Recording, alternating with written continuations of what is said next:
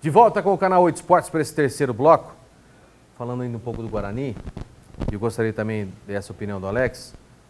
São dois clubes hoje, que você mesmo disse no primeiro bloco, Alex, que foram referências na questão de fazer jogadores. Né? E hoje, dois times tradicionais do futebol brasileiro, que têm que buscar jogadores de fora para poder compor o elenco. E nenhum desses dois clubes, nós citamos Ponte e Guarani, jogadores da base, nenhum. Com certeza. É isso, acho que sintetiza tudo isso que a gente já está vivendo, né? Que a gente vê no futebol, né, Guina? Guarani há quanto tempo não tem um investimento, né, em categoria de base? É lógico, a gente não está aqui simplesmente criticando, né? Porque a gente sabe que a dificuldade de manter um clube, a dificuldade de gerir, né, uma categoria de base, tudo depende de uma gestão e tudo depende de um aporte financeiro, de um investimento financeiro. Então, assim, é lógico, o Guarani, a Ponte Preta e outros tantos clubes de tradição no Brasil, eles precisam buscar essa solução, porque é isso, a gente precisa novamente ver esses grandes jogadores surgirem nas categorias de base, né? Guarani, poxa, na nossa época, né, Marco?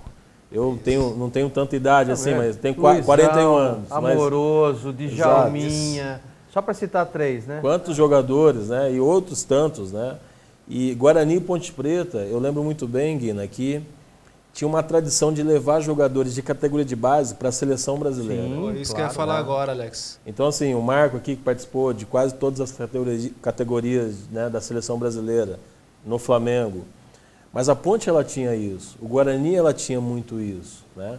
Todo ano você via em todas as categorias de base jogadores de Ponte e Guarani na seleção brasileira de base. Então, e hoje, há muitos e muitos anos, né? Tivemos agora o goleiro da Ponte. A Ponte tem feito alguns jogadores até, Alex.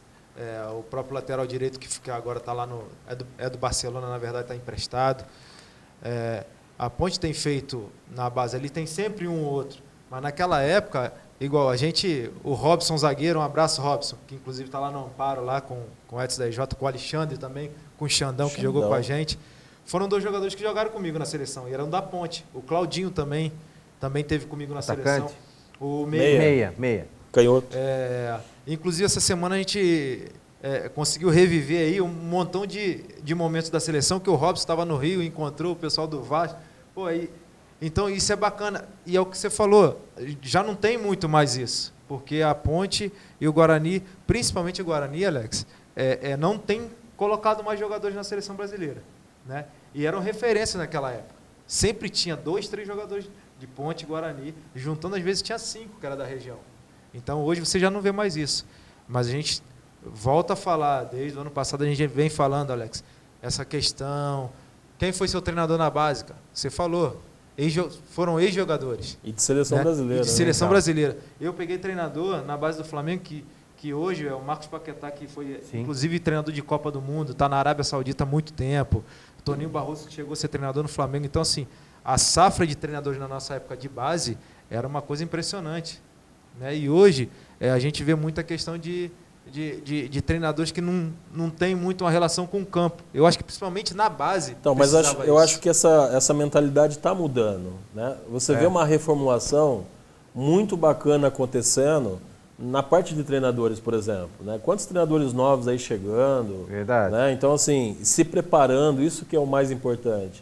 E tem muitos amigos nossos, Marco, da nossa época, que já estão nesse ciclo de se preparar já há algum tempo. Então, acho que está vindo aí uma nova geração de treinadores, né? E também de gestores, que vai mudar isso daqui a pouco. Mas acho que precisa de mais, né? Eu acho assim, Alex, principalmente o cara tem que ter... ele tem que... Nem todo jogador vai ser um bom treinador e nem todo cara que só estudou vai poder ser um treinador. Lógico, o ex-jogador vai ter uma facilidade, vai ter porque viveu aquilo ali. A vivência, né, é muito importante, principalmente no futebol, você sabe disso. A vivência é muito importante. Para mim, quem viveu no futebol é 70%. Né? E aí, lógico, eu acho que hoje, principalmente, tem que ter o tal do perfil. né? O cara tem que ter o perfil de ser um treinador. A gente vê aí vários ex-atletas aí que tentam ser treinadores e não conseguem. Por quê? Não tem um perfil para aquilo. Ele tem que ter criado um perfil lá desde trás, né? Não adianta depois do final da carreira. Você é treinador você é treinador. Né? Mas peraí. Você tem que ter tido um perfil ali para depois você cobrar alguma coisa aqui na frente. Não adianta você foi um cara aqui desleixado, nunca seguiu regras. Como é que você vai cobrar depois? Então é difícil. Então, Guiné, bem dentro disso que você falou, principalmente essa questão de ter perfil de ser treinador. Né? Às vezes você não tem perfil de ser treinador, mas de repente você tem um perfil para gerenciar. Claro. Para ser um gerente de futebol, né? Para ser um diretor de uma base. Né? Tem aquela situação também do cara tem o perfil para ser treinador de base, entendeu? E não para ser profissional. Tem tudo aquilo. Então o cara tem que ter o feeling disso também. Porque o que acontece? Você está expondo o seu nome. Né? Principalmente a gente que foi jogador, né? Que somos ex-jogadores, a gente tem que ter cuidado nisso. É igual agora. Eu sempre falo isso. Né? A gente que está aqui tem que ter muito cuidado no que vai falar. Igual a gente cobrar, de repente, uma situação. A gente sabe a dificuldade que é. Você já foi gestor de clube. Eu também fui diretor de futebol de clube. A gente sabe a dificuldade que é o dia a dia. Não é simples assim. Igual chegar ali, sentar e falar. Igual a gente vê muito nego da imprensa aí que fala certo tipo de coisa que eu falo, peraí. Não é assim. Não é assim que Porque não viveram. Funciona. Eu também fui diretor Porque não viveram, de clube. Né? Eu fui gerente de futebol do Independente de Limeira. Eu sei o que é isso daí. Então, e não é fácil, não. A gente tem que ter cuidado porque a gente teve ali, sabe a dificuldade que é. Então, o que a gente pede é que tenha um pouquinho mais de cuidado em certos tipos de situações, principalmente na base. Porque agora a Ponte está aí, com o goleiro na seleção, olha o poder financeiro que está tendo o jogador da seleção da Ponte Preta. Claro. Né, Alex? E isso faz o clube reviver. Né? Então é uma coisa que a gente não vê há muito tempo, que é Ponte e Guarani colocando jogador em seleção e principalmente tendo a valorização dos seus jogadores e continuando no clube. Né? Porque às vezes o menino não chega nem a jogar profissional, sub-17 já aparece e já vai para o São Paulo. Era até um gancho que eu queria pegar. Eu acho assim, né, o futebol ele mudou tanto, até principalmente na questão financeira, né? Na nossa época, né, Marcos, você via quantos jogadores bons, assim, né, craques mesmo, e tinha um teto salarial que hoje, né, a gente compara com a realidade, você fala, como, né? Não tem como, Não tem como. Então, assim, hoje, na categoria de base, nós já temos jogadores de 14, de 15 anos que valem 30 milhões, 50 milhões de euros, de dólares, de reais. Então, assim, se o foco, né, é fazer dinheiro, é continuar investindo para você vender esse jogador e retribuir isso ao clube, por que não investir mais na categoria de base? Acho que isso é de extrema importância, precisa realmente a diretoria, os gestores do clube olhar com mais carinho para essa situação, porque realmente é aquilo que vai trazer o recurso, aquilo que vai fazer que o clube invista mais ainda em centro de treinamento, em equipamentos, na própria base. Então, eu não sei por que ainda o futebol brasileiro ele não teve um movimento que pudesse dar realmente essa atenção à categoria de base. Eu acho que vai muito, Alex, na visão dos gestores. Na visão dos gestores, isso. Né? Às vezes, é o que o presidente do Bahia, cara, o cara é o maior exemplo que tem, é o presidente do Bahia. Né? Ele acabou de fazer um baita de um centro de treinamento com dinheiro próprio, não tem mais dívida nenhuma e o centro de treinamento está pronto. Né? Aí você vê uma gestão. E ele falou, a gente não vai ter o time ideal, mas a gente está formando base para que tenha um time ideal na frente, mas que a gente possa manter esse time ideal. Porque o que acontece? Não adianta você ter um time ideal. Você vê aí o Cruzeiro. O Cruzeiro foi campeão aí 2, 3 anos atrás aí ganhando tudo. E agora? Chegou a conta. Chegou a conta. E aí, Alex? Aliás, a conta vem para todos, né? A conta Palmeiras vem. da era Parmalat, Corinthians na época de Hicks Mills. Não, e vou dar um outro exemplo. E o Alex sabe que é da nossa época. O Vanderlei Luxemburgo era um cara que dava título para clube, mas deixava depois que saía, deixava as buchas nos clubes também. E vai deixar outra vez. Então, assim, porque ele trazia os tops, os jogadores tops iam com ele montava time realmente de chegada, chegava, ganhava. Só que a conta ficava. Mas aí depois o que acontece? Não tinha aquele sucesso no outro campeonato, aí ele ia embora e os jogadores que ficavam. E quem ficava com a conta? Eram os clubes. Né? Então, assim, esse cuidado, a questão da gestão é muito importante. E, principalmente, Alex, essa visão da base, né? Aí eu acho que vai muito em relação aos gestores dos clubes, de ver que realmente o que vai realmente dar o dinheiro para o clube são os jogadores da base, porque quanto menos idade tiver o jogador, mais dinheiro ele custa. Entendeu, Gui? Ó, a gente pega 2 exemplos, né? Vinícius Júnior, Meu Deus, 160 milhões, né? Foi vendido para o Real Madrid há 2, 3 anos. Você pega o Renier agora, né? Absurdo. Acho que está entre as 8 maiores negociações, né, envolvendo os jogadores do futebol brasileiro na atualidade. Então, assim, eu acho que a questão é puramente, não é a montagem do time, Marco. Eu acho que a pessoa, o gestor, ela pode trazer os jogadores mais caros, desde que eles vão dar resultados. Haja visto o resultado financeiro que o Flamengo teve agora, né, Guina? Então, assim, é isso, é a conscientização de como usar aquele recurso para fazer o melhor para o clube. Você vê se essa conta não vai chegar para o Flamengo também, né? Então, Guina, mas aí que tá. Vamos lá, eu estava vendo, né, uma situação da gestão do Corinthians, né, e a diferença do Corinthians para o Flamengo. O Corinthians teve aquele auge, né, de uma arrecadação absurda. O que acontece? Só que o Corinthians, por exemplo, a arena do Corinthians não dá um retorno para o Corinthians. Não. É diferente do Flamengo. O Maracanã Aliás, hoje... Está tirando do Corinthians. Está tirando do Corinthians. É. Hoje o Maracanã, o retorno é do Flamengo. É do Flamengo. Então, aí Porque não teve nada para construir, né? Então, aí está a diferença. O Flamengo montou um alicerce que aquilo ali fosse um retorno para ele. Não que aquilo ali fosse um problema. É igual, hoje a gente fala da questão da Arena da Ponte. Será que vai ser interessante para a Ponte Preta? Mas, Marco, é uma engrenagem, né?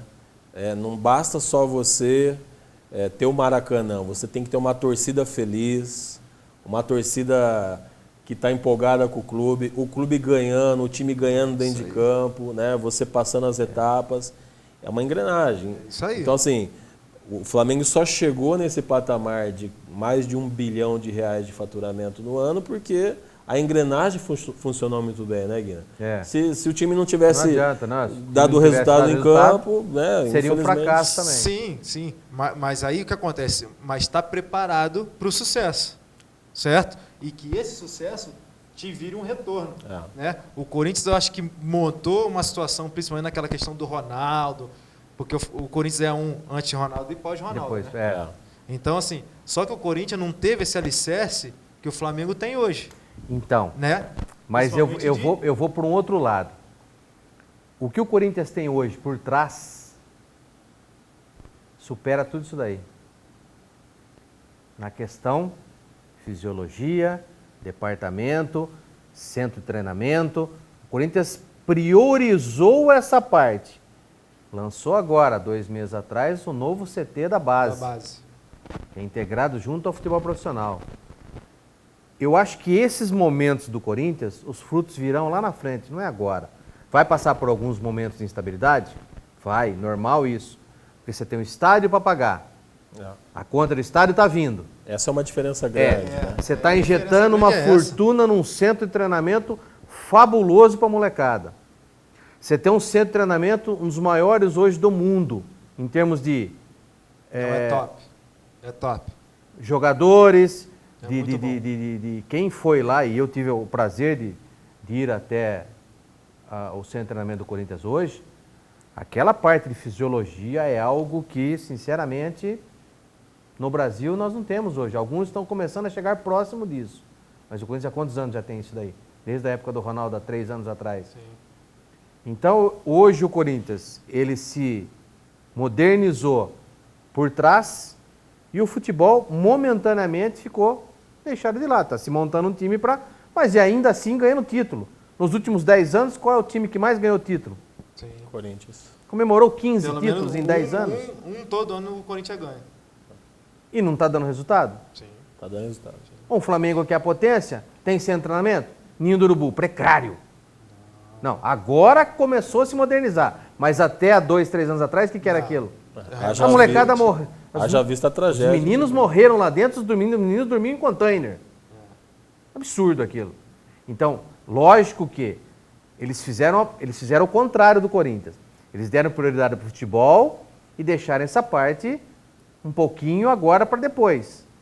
O Corinthians fez diferente. O Corinthians montou a estrutura atrás para depois pensar lá na frente no futebol. É que no Flamengo tentou sanar as dívidas que tinha, né? Foi aonde veio o presidente anterior. Isso. Ele fez uma baita de uma estrutura administrativa, né?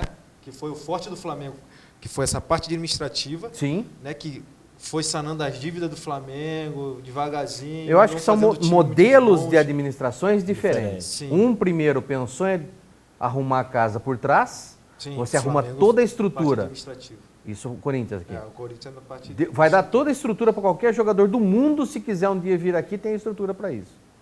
Para depois pensar no futebol. E pensar também, primeiro, também em pagar a casa. E beliscando os títulos de vez em quando. Não, né? e assim, tudo que o Flamengo conquistou agora, o Corinthians já tinha conquistado. Há 3, 4 anos atrás. Desde que foi 2012, né? Título mundial, Libertadores. Então, assim, eu acho que o Corinthians, ele galgou também esse mesmo caminho, fez esse caixa, teve uma administração muito boa também com o Sanches naquela época, né? Depois teve várias trocas também de presidente. Isso. Aí veio a questão do estádio. Exatamente. Isso arrebentou o Corinthians. Aí foi aonde... Isso foi que arrebentou o Corinthians. Aonde arrebentou o Corinthians, né? Que agora ficou essa Ele dívida precisa de um gigantesca. naming rights o mais rápido possível. É. E está se discutindo isso, parece que já tem uma empresa interessada.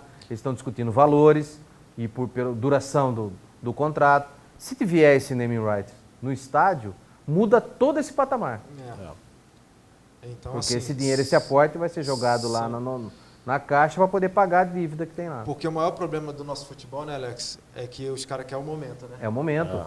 Tudo Tudo é pra agora. É pra já. É o que a gente vem falando da Ponte. Se a Ponte vem fazendo um trabalho extra-campo, a Ponte praticamente quando abrisse dia 1º já estava praticamente no contratação. Fala uma coisa, agora eu te pergunto. Imagina o que seria do Flamengo hoje se não tivesse tido nenhum título ano passado. Fala para mim. É o que eu falei para você da tal da engrenagem, né?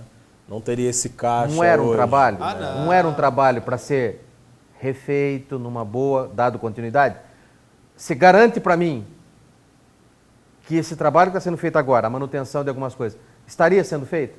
Ou teria jogado tudo praticamente no lixo e começaria do zero de novo? Então, Guina, mas o Flamengo tem um ponto importante, que aí foi onde eu falei. O Flamengo não vem fazendo loucura. O Flamengo não tenta fazer o que o Cruzeiro fez. Que o Palmeiras fez também. Vamos fazer uma dívida aqui gigante, mas vamos ser campeão. Não, o Flamengo não faz. A parte administrativa do Flamengo é assim. Não, vamos aqui com o pezinho no chão que uma hora a gente vai... Tá, mas tudo bem. Mas vamos supor, não tivesse vindo nada. Campeonato Brasileiro, Libertadores e não tivesse para o Mundial, lógico que não teria. Tá. E aí? O trabalho seria de que jeito? Qual a visão do trabalho esse ano? Mas aí eu acho que não teria um problema tão grande de contratar, de repente não contrataria da forma que contratou. Jesus estaria aí? Entendeu? Com certeza não. Então, assim, mas assim, a parte financeira ia continuar saudável. Sim. Esse é que é o ponto, entendeu? Mas aí é que eu falo, daí o dirigente, um louco lá, por exemplo, vamos mudar o jeito de trabalhar, porque esse trabalho não deu certo. Você está vendo? Aí quer. Como o Alex falou, que a engrenagem, tudo corroborou para as coisas funcionarem tudo certo. colaborou, com certeza. Aí deu... Com certeza. Isso aí, o Flamengo, eu vou falar, o jogo contra o River. Você quer mais do jogo contra o River? Entendeu? Ninguém ia imaginar, nem o jogador Como do Flamengo. Como você imaginar que o treinador do River, o treinador do River ia fazer as besteiras que fez? Não. Que fez um monte de besteira uma atrás da outra. O River estava engolindo o Flamengo. Muito. Né? O Flamengo não estava conseguindo jogar. Não jogou nada. Muito. E aí 3, 4 modificações, 2 modificações que ele fez errado, deu chance para o Flamengo virar e fazer 2 gols ali que acabou. Então. Eu acho que foi mais infelicidade do Galhardo. De tirar 2, 3 jogadores ali, né? Jogadores importantes naquele momento. E a estrela do Jesus. É verdade. Brilhou. Tá louco. Não, esse homem nasceu com o bichinho virado. Estamos encerrando o programa. Já passamos do horário. Quero agradecer mais uma vez você nesse retorno de 2020. E com certeza, muitas outras discussões, muitos outros papos virão. A gente vai continuar esse papo Flamengo, esse papo. Sempre. Tem muita coisa boa para frente. Tem a coisa que eu vou jogar no seu colo, a batata quente que eu vou jogar no seu colo no próximo programa, que é justamente a contratação do Michael do Flamengo. Isso aí, rapaz. Acho que prazer foi, em falar, cara. Acho que foi uma das besteiras monstras. 34 milhões de um jogador como esse. Eu vou falar uma coisa pra vocês vão se decepcionar. Alex, grande abraço, obrigado pelo carinho. Estaremos juntos sempre. parceiraço agora do programa. Eu vou convidar você bastante aqui para te Obrigado. explorar bastante, irmão. Obrigado, Guina. Obrigado pelo convite. Foi um grande prazer estar aqui com você. Meu parceiro Marco Aurélio. E com certeza, irmão, me faço parte já dessa, Claro. dessa família, Dessa Com certeza. casa. dessa casa. Acho que o time tá bom, hein, pra esse ano. É como diz, é time forte. Time forte, É time pra forte. chegar, né? É time pra título. Marco, grande abraço. Um abraço. Boa noite, Alex. Prazer, meu parceiro. Porta tá aberta para você, né? Claro. E tamo junto nessa empreitada aí. Sem dúvida. Grande abraço a você, todo o Brasil que esteve em nossa companhia. Lembrando que amanhã, terça-feira, estaremos de volta com mais uma edição do canal 8 Esportes. Lembrando que logo, logo estaremos de nome novo também. Mais uma dica eu vou dar. Nome novo também, tá? Aguardem que logo, logo teremos novidades para você. Tenham todos uma ótima noite. Até amanhã. Tchau.